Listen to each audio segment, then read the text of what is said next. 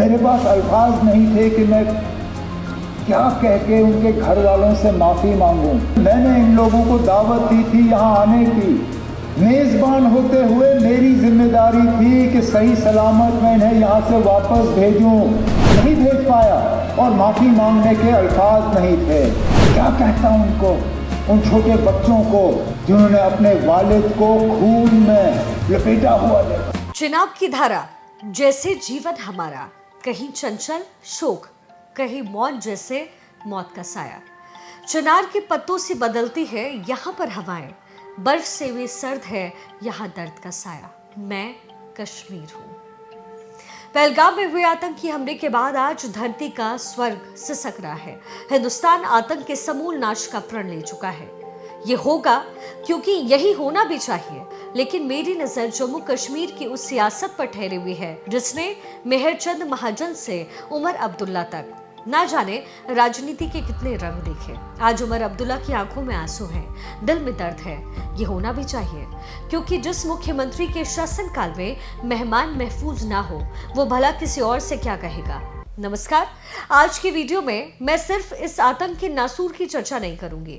मैं आज आपको कश्मीर की पल पल बदलती सियासत का हिसाब दूंगी और उस परिवार की कहानी बताऊंगी जो कश्मीर के भारत में विलय से लेकर आज तक कई बार सत्ता शिखर पर बैठा, जिसके बगैर कश्मीर की सियासी कथा अधूरी है और जिस परिवार पर ना जाने कितने आरोप लगे और जिस परिवार की तीसरी पीढ़ी आज जम्मू कश्मीर की सियासी कुर्सी की विरासत संभाले हुए है। मैं बात कर रही हूँ अब्दुल्ला फैमिली की, यानी जम्मू कश्मीर के मुख्यमंत्री उमर अब्दुल्ला और उनकी 3 पीढ़ियों के खानदान की। ये कहानी उस दिन शुरू नहीं होती है जब उमर अब्दुल्ला के दिल में पर्यटकों की मौत का दर्द था, उनकी जुबान पर अफसोस के तराने थे। या ये कहानी उस दिन भी शुरू नहीं होती जिस दिन उमर अब्दुल्ला दूसरी बार जम्मू कश्मीर के चुने हुए मुख्यमंत्री बने, और ना ये कहानी उस दिन शुरू होती है जब कश्मीर की घाटियां कश्मीरी पंडितों की चीख सुनकर रो पड़ी। ये कहानी शुरू होती है दशकों पहले, भारत की आजादी से पहले।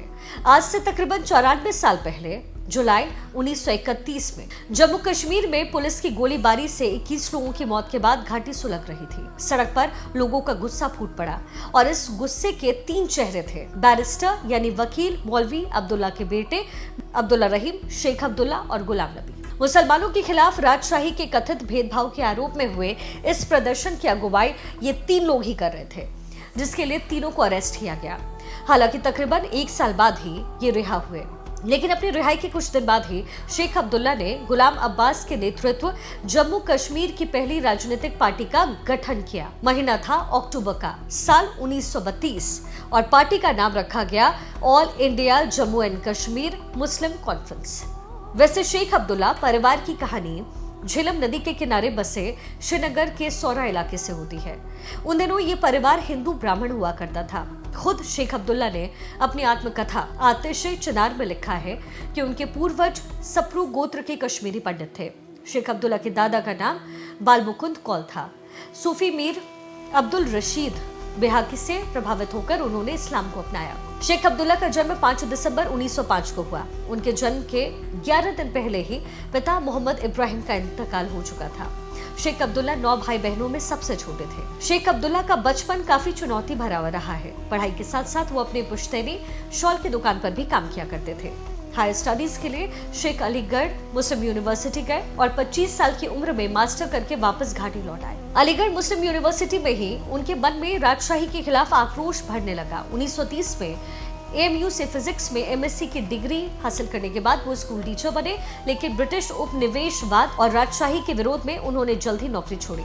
उन दिनों कश्मीर के राजा हुआ करते थे हरि सिंह। शेख अब्दुल्ला ने हरि सिंह पर कश्मीरी मुसलमानों से भेदभाव का आरोप लगाया और उनके खिलाफ बगावत का झंडा बुलंद किया। डोगरा शासन के खिलाफ कश्मीर में आग उगलने लगे और धीरे धीरे उनकी लोकप्रियता का ग्राफ तेजी से बढ़ने लग गया। हालांकि चंद सालों में ही शेख अब्दुल्ला को ये भी एहसास हुआ कि मुस्लिम कॉन्फ्रेंस नाम रख करके वो जम्मू कश्मीर के सिर्फ समाज के लोगों में उतनी जगह सर्व समाज में नहीं बना पाएंगे जितनी चाहते हैं। और इसी बीच 1937 में खान अब्दुल गफ्फार खान ने शेख अब्दुल्ला की मुलाकात जवाहरलाल नेहरू से करवा दी। शेख अब्दुल्ला खुद कहते हैं कि नेहरू से मिलने के बाद धर्म को लेकर के उनके विचार काफी बदल गए। नेहरू तब कांग्रेस के अध्यक्ष थे और शेख अब्दुल्ला ने उन्हें अपना राजनीतिक गुरु बनाया।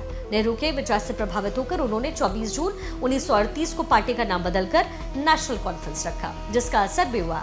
धीरे धीरे नेशनल कॉन्फ्रेंस में मुसलमानों के अलावा दूसरे धर्म के लोग भी जुड़ने लग गए। 1947 में जब देश बंटवारे के दौर से गुजर रहा था, तब कश्मीर के सामने ये सवाल था कि वो किस ओर जाए। कश्मीरी पत्रकार बशारत पीर अपनी किताब कर्फ्यूड नाइट में लिखते हैं कि विलय पर आधिकारिक फैसला लेने के लिए जम्मू कश्मीर के महाराजा हरी सिंह और शेख अब्दुल्ला ने दिल्ली से कुछ समय मांगा।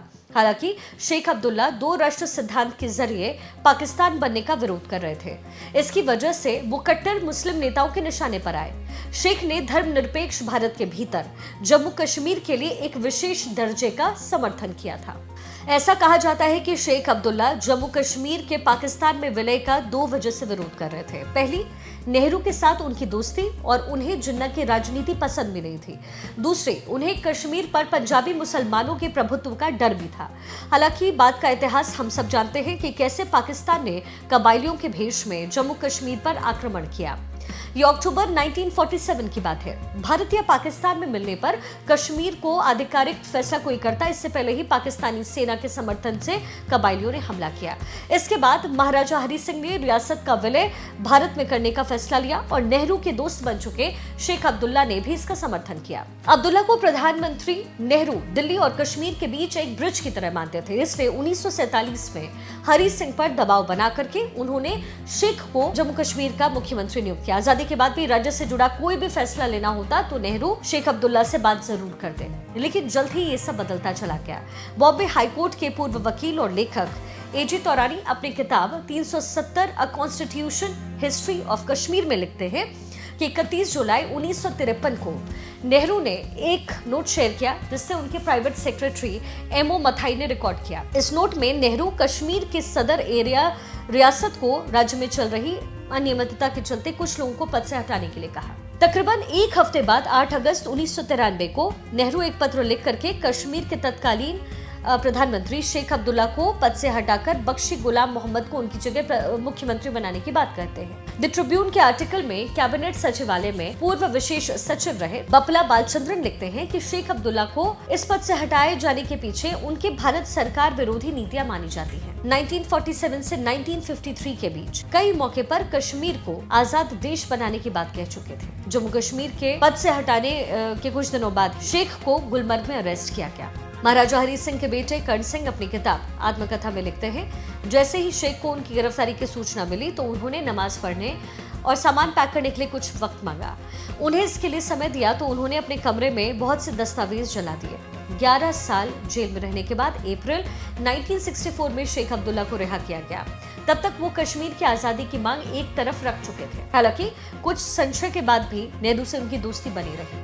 कहते हैं कि 27 मई 1964 को जवाहरलाल नेहरू के आदेश पर कश्मीर मसले पर जनरल अयूब खान से बात करने के लिए शेख अब्दुल्ला पाक अधिकृत कश्मीर यानी पीओके पहुंचे। नेहरू की तबीयत उन दिनों ठीक चल नहीं रही थी। इस बातचीत में पाकिस्तान की तरफ से उर्दू के मशहूर शायर हफीज जालंधरी भी शिरकत कर रहे थे। भारतीय प्रेस से बात करते हुए हफीज ने कहा कि आजादी के बाद भारत को नेहरू जैसा नेता मिले ये सौभाग्य की बात है। हमारा दुर्भाग्य था कि हमने जिन्ना और लियाकत को जो है खो दिया। अब नेहरू जाने वाले हैं तो आप हमारे स्तर पर आएंगे। इसी दिन दोपहर तकरीबन 2 बजे भारत में केंद्रीय मंत्री सी सुब्रमण्यम ने संसद में आकर नेहरू की निधन की खबर दी। इसकी खबर जब पाकिस्तान पहुंची तो हफीज जालंधरी अपने बयान को लेकर के खुद को कोसते नजर आए। जालंधरी को समझाते वक्त शेख अब्दुल्ला उनके गले लग करके रोए। नेहरू के लिए पाकिस्तान असेंबली में शोक व्यक्त हुआ और पाकिस्तान का झंडा शोक में आधा झुका भी। हालांकि उम्र के इस पड़ाव तक आते आते शेख अब्दुल्ला अपना सियासी वारिस तलाशने लगे। शेख अब्दुल्ला के बेटे खालिदा उनकी बेहद करीब थी, लेकिन जब राजनीतिक विरासत सौंपने की बात आई तो शेख ने बड़े बेटे फारूक को चुना। पत्रकार अश्विनी भटनागर अपनी किताब फारूक ऑफ कश्मीर में लिखते हैं, एसएमएस मेडिकल कॉलेज जयपुर से एमबीबीएस की पढ़ाई करने के बाद 1965 में फारूक डॉक्टरी की प्रैक्टिस के लिए लंदन गए। उन्होंने एक ब्रिटिश महिला से शादी कर वहां की नागरिकता मिली। 1975 में पारिवारिक वजह से फारूक को कश्मीर लौटना पड़ गया। तकरीबन 6 साल बाद शेख अब्दुल्ला ने फारूक को समझाया कि वो पार्टी की जिम्मेदारी एक नौजवान के हाथ में सौंपना चाहते हैं। उन्होंने फारूक से कहा कि राजनीति के जरिए तुम एक डॉक्टर से कहीं ज्यादा देश और लोगों की सेवा कर सकते हो। 1980 में शेख ने श्रीनगर सीट से चुनाव लड़ने के लिए फारूक को टिकट दिया। फारूक श्रीनगर से चुनाव जीते भी। एक साल बाद ही शेख ने पार्टी की जिम्मेदारी फारूक के कंधे पर डाली। फारूक की ताजपोशी को यादगार बनाने के लिए शेख अब्दुल्ला ने पार्टी के नेताओं की मीटिंग बुलाई। इस मीटिंग में तय हुआ कि 21 अगस्त 1981 को पार्टी की कमान संभालने से पहले फारूक श्रीनगर में एक रैली करेंगे। कार्यकर्ताओं को जिम्मेदारी दी गई कि फारूक के समर्थन में श्रीनगर के हर एक घर से लोग रैली में शामिल हों। इस दिन लाखों लोग फारूक की रैली में शामिल हुए। श्रीनगर की सड़कों पर नेशनल कॉन्फ्रेंस के समर्थन में नारा गूंज रहा था, नेशनल नेशनल सारे हैं, सारे नेशनल हैं।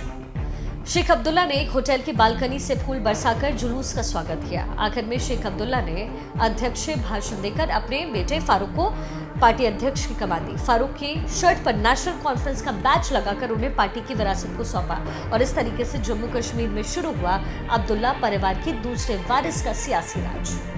दरअसल 1975 के कश्मीर समझौते के तहत रियासत के भारत में विलय की अंतिम रूप से स्वीकार्यता हो रही थी और इसके बाद शेख अब्दुल्ला कांग्रेस के समर्थन से मुख्यमंत्री बनाए गए।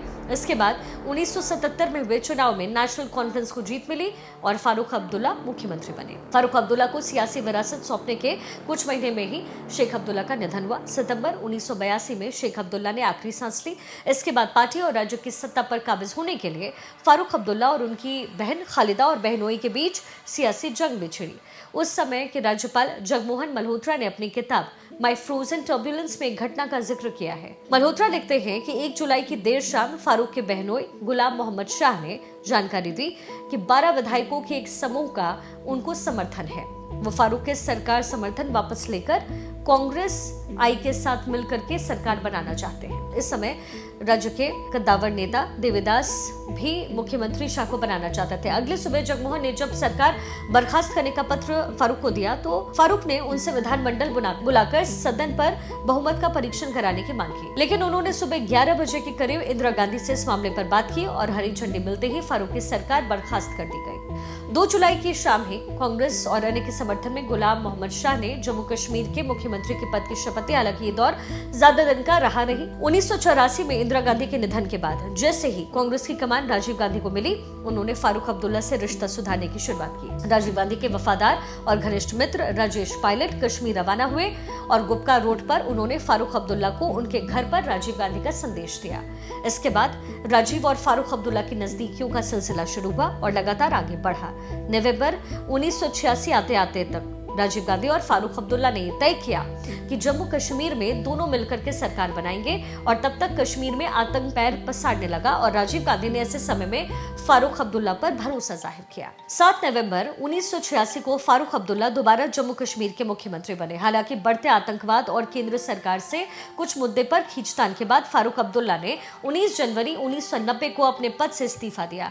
ये वही दिन था जिस दिन कश्मीर घाटी में आतंक का खूनी खेल खेला गया, जब कश्मीर की वादियां कश्मीरी पंडितों की चीख से दहली और हजारों कश्मीरी पंडितों को जान बचाकर घाटी से भागना पड़ा। फारूक के इस्तीफे के बाद 1996 तक राज्य में राष्ट्रपति शासन रहा, लेकिन विधानसभा चुनाव के बाद 9 अक्टूबर 1996 को वो तीसरी बार जम्मू कश्मीर के मुख्यमंत्री बने। ये पहली बार था जब फारूक अब्दुल्ला ने पूरे 6 साल सरकार चलाई। हालांकि अपना वारिस उन्होंने 1996 में ही चुन लिया था। 1996 में नेशनल कॉन्फ्रेंस के प्रचंड बहुमत के साथ सत्ता में लौटने के तुरंत बाद उमर अब्दुल्ला राजनीति में शामिल हुए। 1998 में फारूक ने अपने बेटे नेशनल कॉन्फ्रेंस से टिकट देकर उमर को चुनाव लड़वाया। चुनाव में जीतकर उमर केंद्र में मंत्री बने। 2001 में केंद्र की एनडीए सरकार में वो देश के सबसे कम उम्र के विदेश राज्य मंत्री बने। हालांकि 17 महीने बाद ही दिसंबर 2002 में उन्होंने पद से इस्तीफा दिया। 2002 में फारूक ने उमर को नेशनल कॉन्फ्रेंस के अध्यक्ष की जिम्मेदारी दी।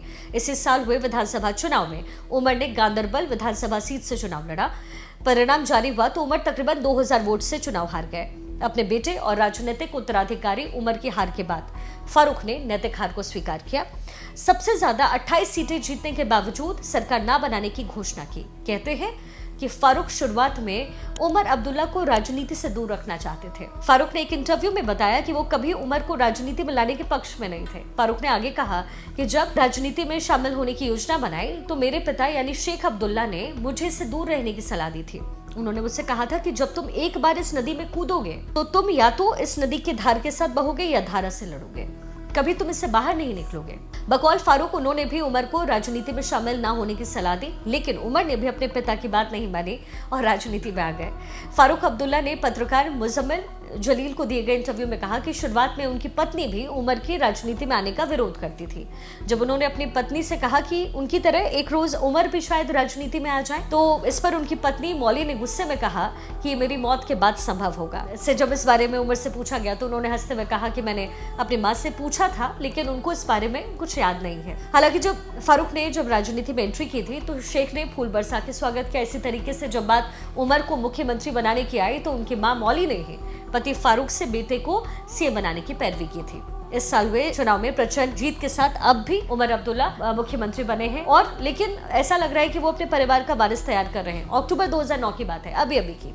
जम्मू कश्मीर सरकार के आधिकारिक विमान का पायलट कॉकपिट चेक कर रहा था और अगली यात्रा के लिए तैयार कर रहा था। उसी समय एक 6 साल का बच्चा आता है। पायलट उससे कहता है, तुम विमान उड़ाना क्यों नहीं सीखते? बच्चा कहता है कि मैं सीखूंगा, लेकिन मैं पायलट नहीं बल्कि एक नेता बनना चाहता हूँ। वो छोटा बच्चा कोई और नहीं, उस वक्त जम्मू कश्मीर के मुख्यमंत्री उमर अब्दुल्ला के बेटे जहीर अब्दुल्ला थे। भले ही जहीर ने अपने मुख्यमंत्री पिता के जीवन से आकर्षित होकर ये बयान दिया हो, लेकिन बड़े होने पर इसके राजनीति में उतरने की उनकी संभावनाएं वास्तविक हो सकती हैं। अपने पिता और दादा की तरह ही जहीर का जन्म भी एक राजनीतिक विरासत वाले माहौल में हुआ है। मास्टर्स की डिग्री लेने के बाद जहीर दिल्ली लौट आए।